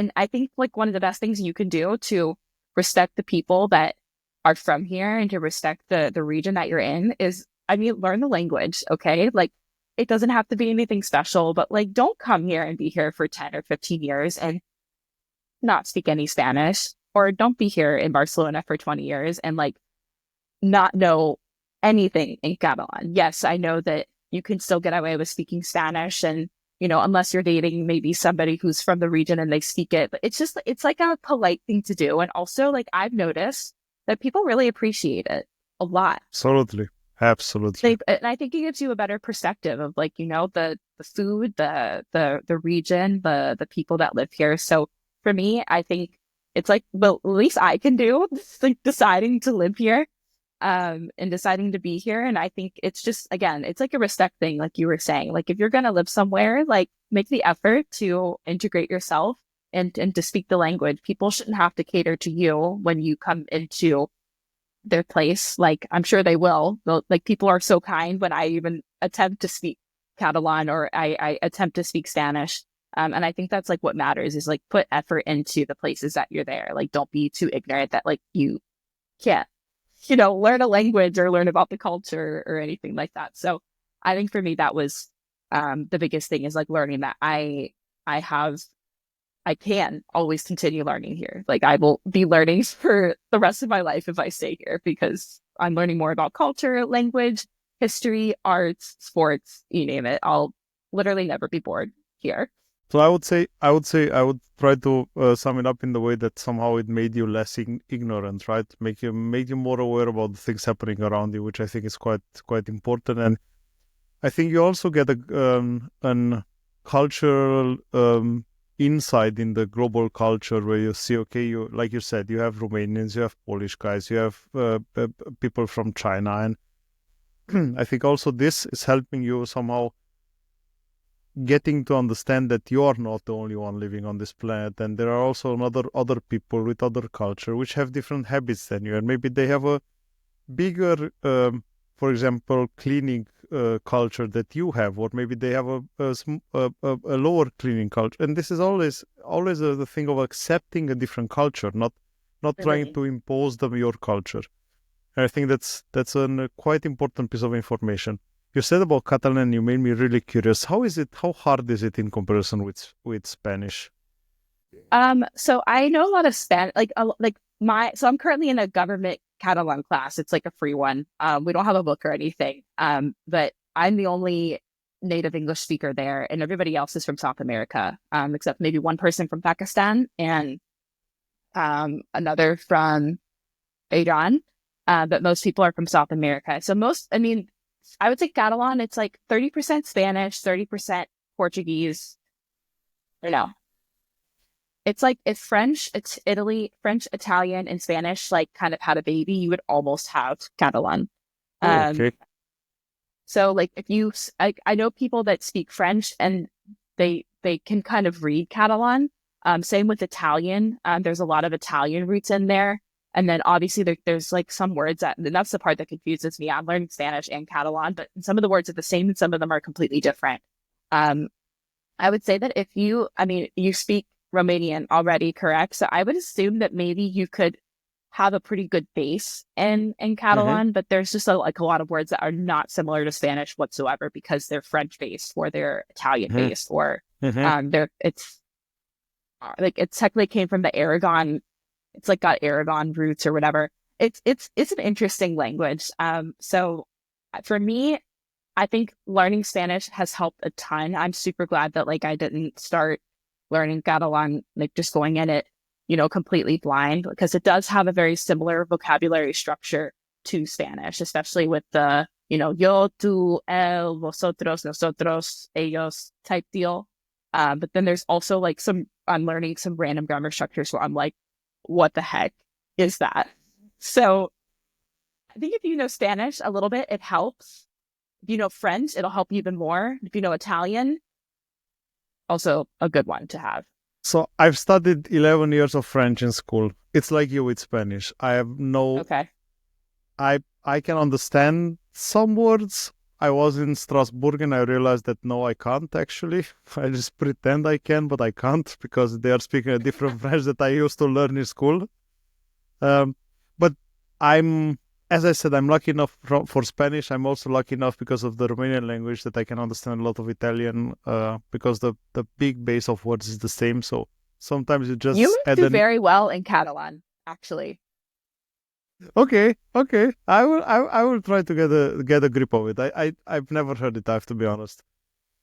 I think you would, especially if you have a little bit of base in French and Italian and in Spanish. I mean, that's pretty much you're like 70% there. So I would maybe Okay. take a look at some Catalan work. Go watch a Catalan show. There's a couple good ones on Netflix. Oh, cool, cool to know. Um, how did the Spanish experience? So I'm pretty sure that you never planned your life to move to Spain. You never planned your life to fall in love. You never plan anything that you are living at the moment, which I think is amazing. Because life should take us by surprise. Not Hmm. completely, but should also give us the unexpected because it makes it interesting. But I'm pretty sure you planned some goals in your career for you, or you had some ideas towards you were trying to head to. How did those change? So like I said, I used to be a nurse, so I used to work bedside. I also had experience in like selling with like network marketing as well. And so like, my vision has changed over the course of the year, like of years, I should say. I like right before I moved here, I was actually considering going to get my doctorate in being a nurse anesthetist, which is like a 5-year doctorate program. It's like $100,000 for student loans and that. And it's a pretty crazy process. And so like I was considering that like right before because I was like, wow, like I need to do something with my life. And that was a big reason of why I said yes to Spain is because I just kind of felt like I needed to do something like in something. I felt like I needed to go somewhere, like whether that was 5 years of school or another country I didn't know, which sounds so silly, but I think a lot of people relate to that. Cause like, I was almost 30. I was hitting, this place where I was like kind of tired of doing the same single thing every day and I was ready for something new. So I think for me, it really changed because I didn't really, this is my first time, like, I think successfully being able to, work online and, work remotely. Like, I currently have financial freedom because I'm able to cover my very basic expenses. And I'm also working for myself. I'm creating my own brand of, content and, sharing life here in Spain. And never in a million years did I imagine I would be doing something like that. But here I am on a podcast with you, and I love talking on and being in front of a camera. I like sharing about my life, and I also love sharing my story because I think it's really helpful to talk about the things that shock us and scare us and that we did wrong. And I hope people learn from the silly mistakes that I made because if we don't talk about them, then it's hard for people to do the same. So I think for me, it was more so like I never imagined that I would be making social media content about Spain. Because I think if you had asked me this 2.5 years ago, I would be like, oh yeah, I'm probably in nurse practitioner school or not nurse practitioner school, getting my doctorate in anesthesia, or I was gonna start travel nursing. Um, or something. I just never in a million years thought I would be here. So I'm really glad because I think it takes a lot of guts to pick up and move across the country. I do think, and that's something I'm proud of. I never actually thought I would be able to speak another language. Like you said, learned French for 11 years. And to be honest, I truly never thought I was smart enough to actually learn another language, but here I am learning my third. So, like I'm just really, I think proud of like, making the decision and sticking with it through all the hard parts that, it's not what I imagined my life would be like, but I think it's better. So I'm just excited to every day be experiencing something new. that's nice, Zoe, and it's amazing what you said, that we are able to share the good and the bad, and that's what I think is the most important, because people have to understand when you do this, it's not always. I said it before, milk and toast and honey. It's a lot of issues, a lot of things that you have to go through, but they are all making the complete story that you've been through. And at the end, now when you look back at it, you think, oh, it was crazy nice experience. Now that I think about it, of course, it has a happy end, and most probably for every happy end, you have also an unhappy end. A story which doesn't have a happy end, or you have people like after 3 months saying, why am I doing this? I'm just living. But I think it's Yeah, important to set this message to say, fight through it, yeah. grind through it, because it will be better. It will get better. It will get Mhm. enjoyable. Life will get as you expect it to be. Let me put it this way. Yeah. What did you learn about yourself? You said that you didn't thought you are smart enough to learn the language, and I think that's one of the most important things that nobody should think about themselves now. Yeah. And you are the living proof that it was not the case. It was again an overthinking that you are doing and thinking, no, that's too hard. I'm not able to. But what else have you learned about you? I think I've learned that I can still thrive, and I'm a sociable person. I think it was really hard for me in Madrid to make friends, and I thought, never in my life have I had issues making friends. Never in my life have I had issues talking to strangers or meeting new people. But it was quite hard for me in Madrid to make new friends. And I also thought that, maybe that was also something. Maybe I'm like literally only good at. Maybe I'm only sociable in English. Like literally, like it's not my personality. It's just like a language thing. Like maybe, but the thing is, I'm learning. Even like now that I'm here in Barcelona, I'm making more Spanish friends, and I'm trying to talk in Catalan. And I realize that that's also not true. I am a sociable person.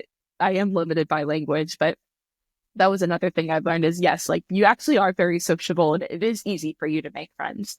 It doesn't matter that you can't speak in the same languages as some people, but you are a sociable person, and you are good at bringing people together, and you are good at carrying conversation, even if you don't have the vocabulary. So that's another thing I've learned. And I think also like I've learned that I am really capable of hard things. We talk about moving abroad. It's not for the weak. It's really not. And like everybody, I suffer from anxiety. I suffer from imposter syndrome. I suffer from, thinking that I am super crazy for doing this and for, picking up to a country I've never been to.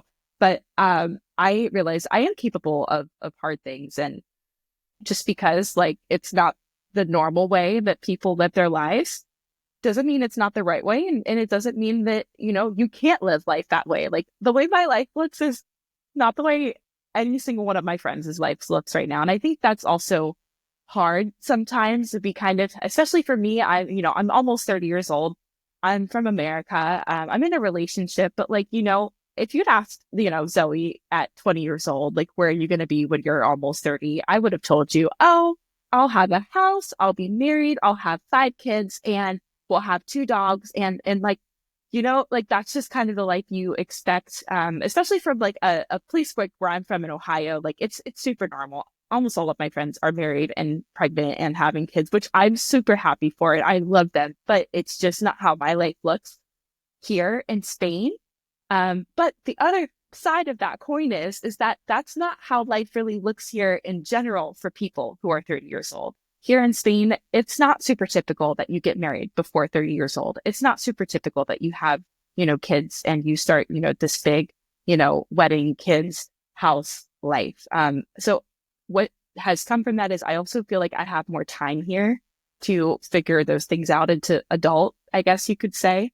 Just because the timeline here in Spain is shifted, I would say about 4 or 5 years.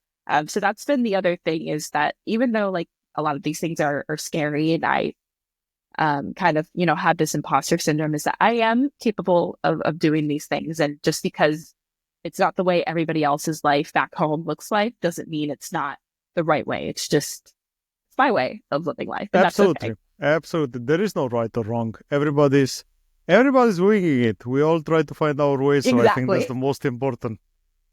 It's absolutely Exactly. in the episode that I had with Greg from UK, he just said, "Man, everybody's winging it. We all pretend we know what are we doing. We have no idea. Nobody. We're just winging it. We try to." Exactly. Zoe, when you realized you were a grown up, When did I realize I was a grown up? have you? I don't think I am.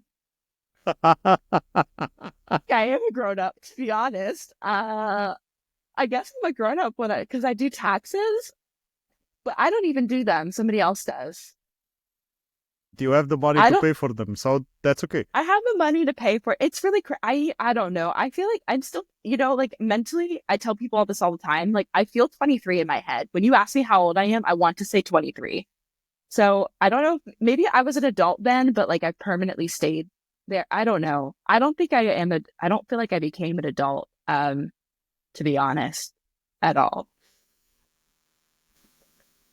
I always like to ask this question because we all have the impression that there is a huge change which should happen in our brain where we become adults, and at the end, there was just one day when you realize that's it. It happened. I don't know when, but I'm there. I'm not there yet. I'm happy for you. I'm really honest Thank happy you. for you. See, Thank you you. should never be. Um, Man. Actually, what's I will say, please? actually, I think the time I did become an adult was when I was a nurse and I was responsible for patients' lives. That, and I remember, I think it was like one of my first night shifts by myself, and I was taking care of like a medically sedated patient, and I was just like, I was I was like the reason that they were alive in the moment. That's when I think nursing really shifts that for you because that's true. You see a lot of mortality as well, and you experience like from that usually like as a side effect of nursing is like and I feel like that nobody talks about, which is another reason why I left the nursing field. But I think being a nurse actually made me into an adult, and that's why I kind of left nursing because it was really super heavy profession to be involved in. And I have so much respect. All my friends are nurses, basically, because I went to nursing school, but it was really hard for me to be in an environment just because it kind of feels like you're in like this hole, especially when you work in a profession like ICU, where again, the mortality rate is really high. I was also working night shift in Ohio. So I'd wake up, it was dark. I go to bed, it was dark. I go to work, it was dark, and people were dying. And I'm just like, what am I doing with my life? It's hard. So I think, okay, that was the moment I think I became an adult is when I was an OCU nurse and I was realizing, I think the effects of like what can happen in a moment. Um, you can be okay, and then sometimes you can just not be, and then you're so I And would all say that's what makes an adult. and all this in that world that you just mentioned, when people were refusing medication because they knew they were expensive, they were refusing painkillers because they knew it could be expensive. And I think that's harsh. That's really harsh. Yeah, Do have all it the is. respect for someone who's doing it for the whole life. Mm-hmm. Zoe, we are getting close to the end. But before we wrap this up, I have my set of questions that I end up loving it, loving them, that I end up loving. So, um, why should someone consider Spain as a country to move in? Um, it's just kind of it feels like not real. Like I don't know if you guys and how many people in Europe know, but I'll never forget when I first came to Barcelona and my now partner was showing me around Barcelona. We were on like a moped Vespa scooter. Um, there's a movie called Lizzie McGuire, and it was like a big thing growing up when I was a little girl. And like basically it's about this girl and she kind of becomes a pop star, but she goes to Italy and basically rides on the bike of this Vespa with this Italian man. And then there's like this inspirational music and she's like looking at all the sights. I was like, yeah, I felt like I was like living my Lizzie McGuire moment. You should look it up if you don't know what I'm talking about. But like you know, a lot of the time, like I have this like out of body experience where I'm walking around Spain. I'm like, I just can't believe I live here. It's just like this beautiful place filled with beautiful people.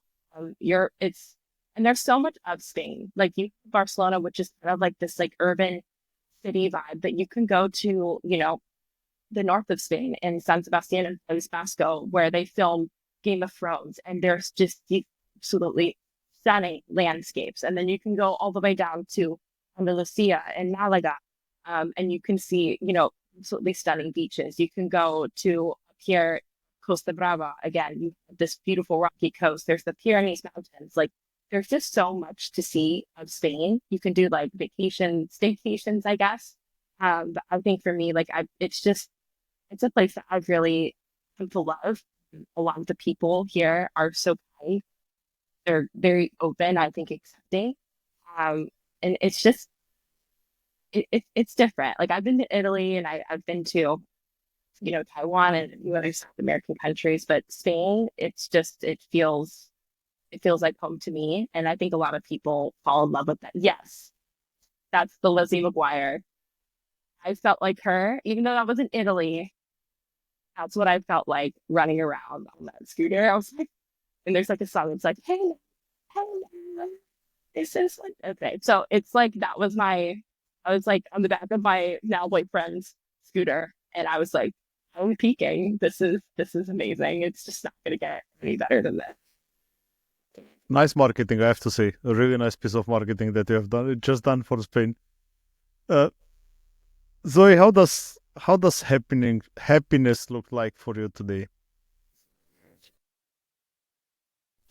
Um, Happiness, what does happiness look like for me?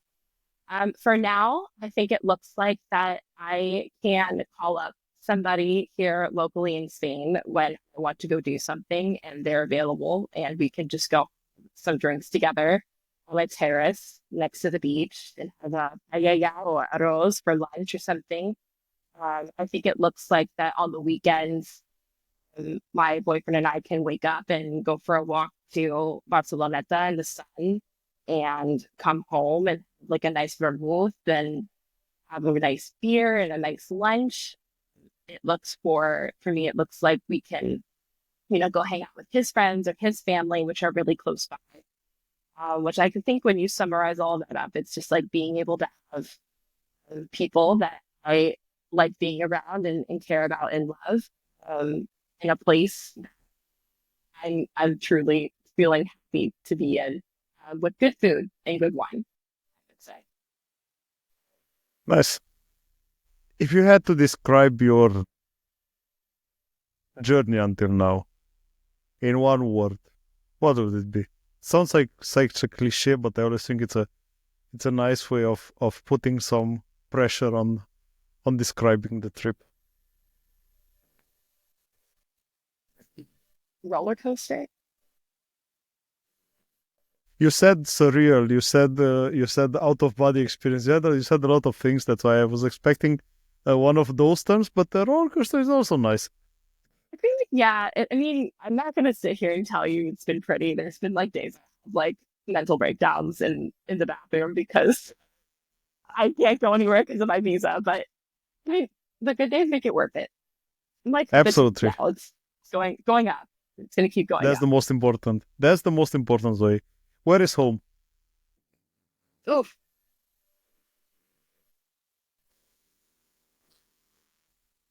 I think it's here. Oh God, I think it's here in Barcelona. I don't know.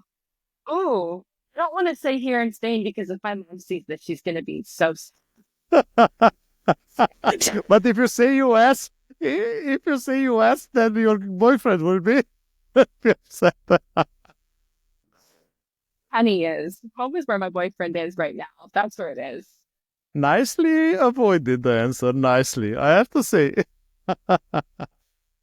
Um, Zoe, before we completely wrap it up, I would love if I would have from you a movie recommendation.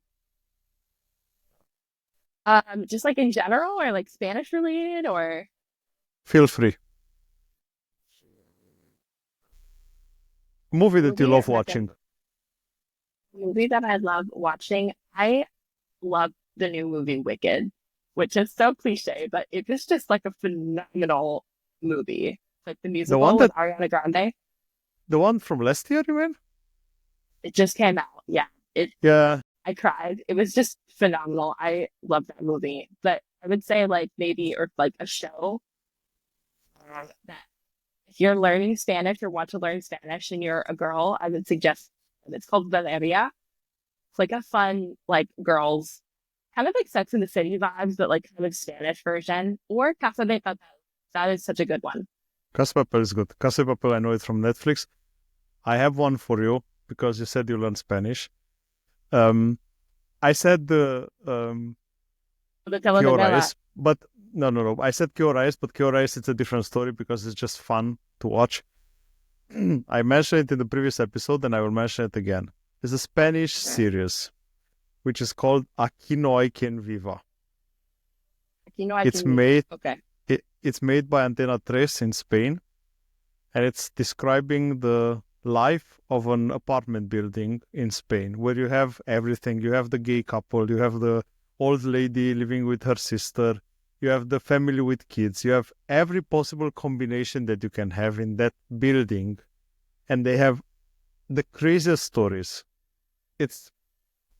I enjoyed the hell out of it. I cannot Okay. I'll have recommend to it check it enough. out. Um, Tell us now, please, a book recommendation. If we're talking about just like my personal, I like read like the romantic stuff. So like that's like like the Avatar, Court of Thorns and Roses. If you haven't read that series, I would recommend that. But if you're learning Spanish, there's a book called Short Stories in Spanish for Beginners, by Ollie Richards. And if you're like a decent level of Spanish, it's like really good for practicing and you reread it. And I really recommend the book for like learning Spanish. Nice. And what music have you discovered since you are in Spain? And don't say I'm flamenco, please. obsessed. No. I'm actually obsessed with a band right now called Ojos Grasas. They're a Catalan band, and Beak of Flowers, which is also Catalan. And I do love Bad Bunny as well. I've been listening to a lot of reggaeton, which is also good for Spanish learning. So, and Catalan learning too, the Ojos Grasas and Beak of Flowers. But those are what I'm listening to these days. I think everybody knows J Balvin and Shakira, so if we can get over past that, we are happy.